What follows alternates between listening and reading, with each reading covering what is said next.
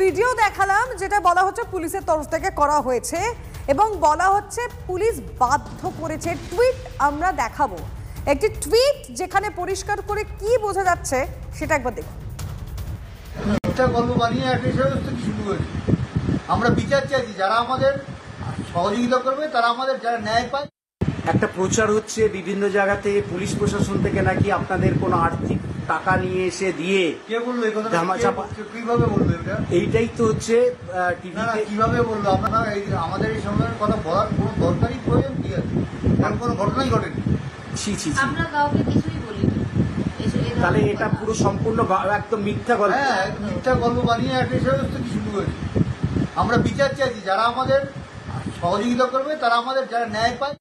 একটু ক্লিয়ার করে দিই আপনাদের, যে ভিডিওটা আপনাদের দেখালাম লিমা, এই মুহূর্তে এই ভিডিওটা তৃণমূল কংগ্রেস ও মিথ্যা।